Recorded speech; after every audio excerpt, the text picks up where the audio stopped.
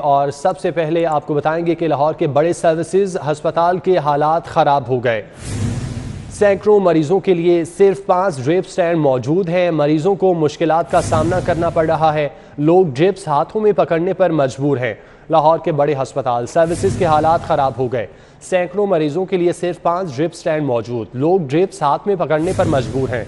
Corona मरीजों के साथ दीगर मरीजों का इलाज किया जाने लगा। एक बेड पर 3-3 मरीजों का इलाज जारी है।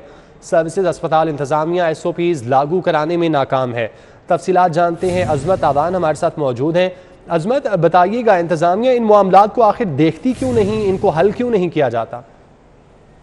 हाँ जी बिल्कुल, secretary health doctor Javed Ahmad Kazi का सर्विस अस्पताल का दौरा करने के बाद भी अस्पताल के जो हालात हैं वो मजीद बदतर हो गए हैं। सेक्रेटरी हेल्थ की जानिब से दिए गए तमाम अहकाम जो अस्पताल इंतजामिया है उन्होंने हवा में उड़ा दिए हैं और सर्विस अस्पताल में सहूलियात का शदीद फुकदान है।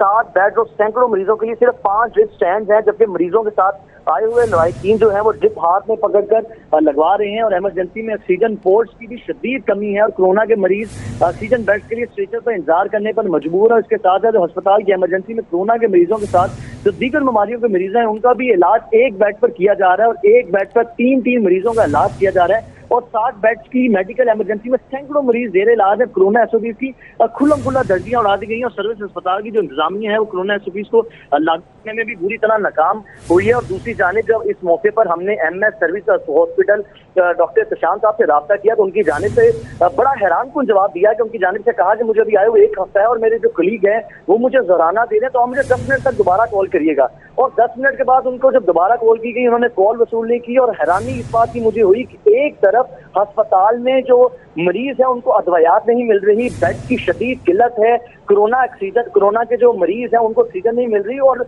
यहाँ पर जो MS डॉक्टर सर्विस अस्पताल जो अरतशाम साहब हैं उनकी जानिब से ज़राना लिया जा रहा है। तो आप यहाँ से अंदाजा लगा सकते हैं कि अस्पताल के जो हालात हैं उनको बेहतर करने के लिए कितने संजीदा हैं और आम साहिलीन के दरवाजे उनके लिए कितने खुले हैं। और ये बहुत बड़ा सवाल है हुकूमत की जानिब से भी, क्योंकि ये सेक्रेटरी के दौरा करने के बाद सेक्रेटरी की जानिब से यही कहा गया था कि जो सर्विस अस्पताल के जो हालात हैं इनको चंद दिनों में ठीक कर दिया जाएगा। लेकिन कल हमने देखा था कि अदवायात नहीं मिल रही हैं, उसके साथ हमने बेड की किल्लत देखी थी। 8 बेड की किल्लत के साथ 7 बेड पर मुश्तमिल जो अस्पताल की इमरजेंसी है उसमें सिर्फ 6 ड्रिप स्टैंड है। यानी कि जो बेचारे मरीजों के साथ आए हुए के लवाहिकीन हैं वो ड्रिप हाथ में पकड़कर लगवा रहे हैं। और ये समझ नहीं आ रही जो इंतजामिया है वो कहाँ पर मसरूफ है। सेक्रेटरी हेल्थ की जानिब से बड़े बड़े दावे कर दिए जाते हैं और हैरान इसी बात पे है कि सेक्रेटरी हेल्थ के जाने के बावजूद, इतने बड़े दावे के बाद जो अस्पताल इंतजामिया है उन्होंने तमाम तर जो उनके दावे थे उनको हवा में उड़ा दिए हैं। जी अच्छा अजमत, ये बताइएगा, एक जानिब तो हुकूमत बड़े SOPs पर अमल दरामद करवाती है, लोगों को जुर्माने किए जाते हैं, कोरोना के हवाले से स्कूल कॉलेज बंद कर दिए गए हैं। दूसरी जानिब अगर अस्पतालों में असरअंदाज कोरोना से होने वाले लोग यहाँ पर इस सिचुएशन में रहेंगे और जो नॉर्मल मरीज़ हैं जो कोरोना का शिकार नहीं है उनको भी इकट्ठा रखा जाएगा, तो ऐसे तो हालात मज़ीद ख़राब होंगे। जी हसन, बहुत अच्छा सवाल आपने किया है और यहाँ पर हुकूमत की भी जो नाकामी है वो खुलकर सामने आ रही है। अगर हुकूमत ये कहेगी कि जो अस्पताल है किल्लत है, मरीज बहुत ज्यादा है, तो हुकूमत की अपनी वर्किंग किधर चली गई है। 3 साल हुकूमत को आए हुए हो गए हैं, 2 साल होने वाले हैं कोरोना को और अस्पतालों में इमरजेंसी की सूरत हाल नाफिज है। हुकूमत को इस चीज का पता था कि कोरोना केसेस के बढ़ने के साथ ही अस्पताल में मरीजों की भी तादाद बढ़ेगी, लेकिन मिस मैनेजमेंट देखने में आ रही है और कोरोना SOP की खुल्लम खुल्ला धज्जियां उड़ा दी गई हैं। इमरजेंसी में जो दीगर बीमारियों में मुलविस मरीज होते हैं उनको भी उन्हीं बेड पर इलाज करवाया जा रहा है। जो कोरोना के शिकार मरीज है उन्हीं को उन्हीं बेड पर और उनका भी इलाज उसी बेड पर हो रहा है। और खतरा यही है कि जो बेचारे जिनको कोरोना नहीं है उनको भी जो कोरोना वाले मरीज हैं उनके साथ उनको भी कोरोना का खर्चा है। इसके अलावा जो डॉक्टर्स हजरात हैं हमने उनसे भी बात करने की कोशिश की, हमने उनका भी मौक़िफ़ जानने की कोशिश की है कि आप लोगों पर बातें होती हैं कि आप डॉक्टर्स ठीक तरह से चेक नहीं करते। उनकी जानिब से ये कहा जाता है कि इमरजेंसी जहाँ पर 7 बेड्स हैं वहां पर अगर बहुत बड़ी तादाद में मरीज आ जाएंगे तो हमारे लिए बहुत मुश्किलात होगी। अस्पताल इंतजामिया से 12 दफा रिक्वेस्ट की गई, लेकिन ऐसा लग रहा है कि कोई भी गवर्नमेंट इन मामला को हल करने में। ठीक है अजमत, बहुत शुक्रिया, आप हमें तफसीलन आगाह कर रहे थे। अमराज़े कल्ब के अस्पताल PIC पर दबाव क्यों बढ़ गया? सिटी 42 वजूहात सामने ले आया। टीचिंग अस्पतालों में कार्डियोलॉजी के शोबे फंक्शनल ही नहीं हैं। अस्पतालों में कार्डियोलॉजी, कार्डिक सर्जरी का मंसूबा तर्क। जिना अस्पताल, गंगाराम सर्विसेज समेत दीगर टीचिंग अस्पतालों में दिल के मरीज ख्वार होने लगे। टीचिंग अस्पतालों में इलाज न होने पर PIC में रश बढ़ चुका है। इसी हवाले से मज़ीद तफसीलात जान लेते हैं। जाहिर चौधरी हमारे साथ मौजूद हैं। जाहिर चौधरी साहब बताइएगा।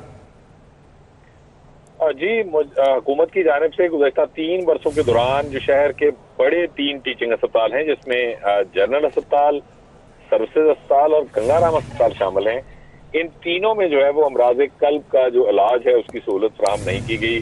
साबका हुकूमत के तौर पर एक प्रोजेक्ट बनाया गया था जिसके तहत गंगाराम अस्पताल, जनरल अस्पताल में और सर्विसेज अस्पताल कार्डियक सर्जरी के शुरू वो किए जाने थे, लेकिन मौजूदा हुकूमत ने यह मनसूबा जो है वो ठप कर दिया और इसको सर्द खाने की नजर कर दिया गया।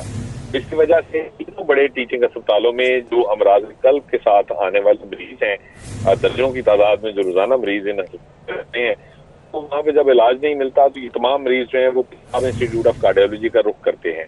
और इन टीचिंग अस्पतालों में जिन मरीजों को केटर होना चाहिए वो मरीज भी जो है PIC थे। PIC में बतदरीज गुज़श्ता 3 सालों के दौरान बहुत तेजी के साथ जो रश है वो बढ़ा है और अब PIC जो है वो अक्सर बेशतर चौक दिखाई देता है, क्योंकि वहां पर रश जो है वो अब केटर करना मुश्किल है। दूसरी जानिब अस्पताल में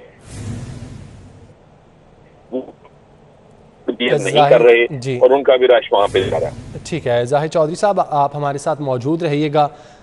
सदर PMA प्रोफेसर अशरफ निज़ामी भी हमें इस पर ज्वाइन करेंगे, उनसे भी इस मामले पर बात करेंगे। नाज़रीन को बताते चलें कि अमराज़ कल्ब के हस्पताल PIC पर दबाव क्यों बढ़ा है, इसकी वजूहात सिटी 42 सामने लेकर आया है। टीचिंग हस्पतालों में कार्डियोलॉजी के शोबे फंक्शनल ही नहीं हैं। हस्पतालों में कार्डियोलॉजी, कार्डिक सर्जरी का मंसूबा तर्क, जबकि जनरल हस्पताल, गंगाराम सर्विसेज समेत दीगर टीचिंग हस्पतालों में दिल के मरीज ख्वार होने लगे हैं। टीचिंग हस्पतालों में इलाज ना होने पर PIC में रश भी बढ़ चुका है। सदर PMA प्रोफेसर अशरफ निज़ामी साहब ने हमें ज्वाइन किया है, उनसे इस हवाले से बात कर लेते हैं। प्रोफेसर साहब बहुत शुक्रिया वक्त देने के लिए। टीचिंग हस्पतालों में सिर्फ लाहौर के लोग नहीं हैं जो कि इलाज करवाने के लिए आते हैं, बल्कि दूसरे शहरों से भी लोग यहाँ पर अपना इलाज करवाने के लिए आते हैं, लेकिन शोबे ही वहाँ पर फंक्शनल नहीं है। हस्पतालों में इलाज मुआवजा ही नहीं किया जा रहा, क्या कहेंगे? देखिए, मैं समझता हूँ कि इस वक्त पंजाब के अंदर जितने भी तहसील है, डिस्ट्रिक्ट हेडक्वार्टर हॉस्पिटल्स हैं, वहाँ पे भी कार्डियोलॉजिस्ट मौजूद हैं और 1 या 2 नहीं 3 वहाँ पे कार्डियोलॉजिस्ट वहाँ पे मौजूद हैं। जो कि बाकी ये कहना कि वहाँ पे सहूलियात बाकी सारी मौजूद हैं या नहीं है, ये मैं समझता हूँ कि ना सिर्फ कार्डियोलॉजी, कार्डियक सर्जरी, बल्कि ये तो दुरुस्त बाकी भी जो शोबा जात है उनके अंदर भी है। You speak about orthopaedics, you speak about pulmonology, you speak about किसी भी स्पेशलिटी की खातिर अगर हम बात करें तो वहाँ पे जो है चीजें वो उस तरह से नहीं जैसे कि शोबा सेहत के अंदर वो होनी चाहिए।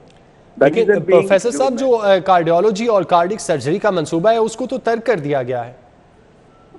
देखिए, ऐसे बहुत से मंसूबा जाते हैं जिसके साथ हम एज पाकिस्तान मेडिकल एसोसिएशन इनके हुकूमत के साथ रहे हैं, इन अ वे के क्रिटिकल रहे हैं कि जो देखना चाहिए और जिन चीज़ों के मंसूबा जात इनको शुरू करने चाहिए वो बदकिस्मती से वैसा हो नहीं रहा।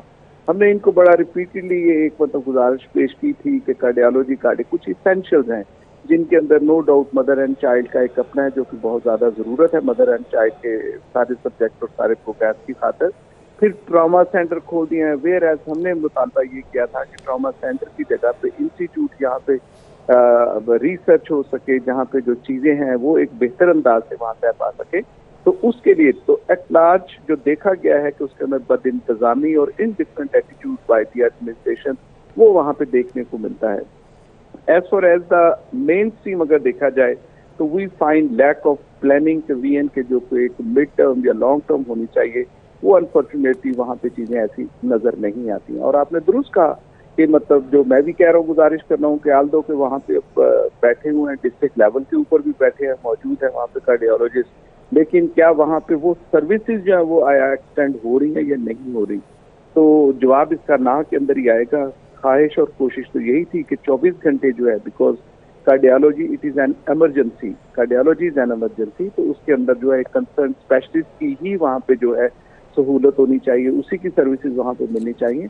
लेकिन ये जो लोकल एडमिनिस्ट्रेशन हमारी वहाँ पे आती है, बदकिस्मती से वहाँ पे वो पूरी तरह से नाकाम ही नजर आते हैं। मतलब कामयाब कहना तो बहुत दूर की बात। लोकल एडमिनिस्ट्रेशन उस तरह से काम नहीं कर रही है। बहुत शुक्रिया सदर PMA प्रोफेसर अशरफ निज़ामी साहब आपके वक्त का। जाहिर चौधरी हमें इस हवाले से तफसीलात से आगाह कर रहे थे, बहुत शुक्रिया आपका।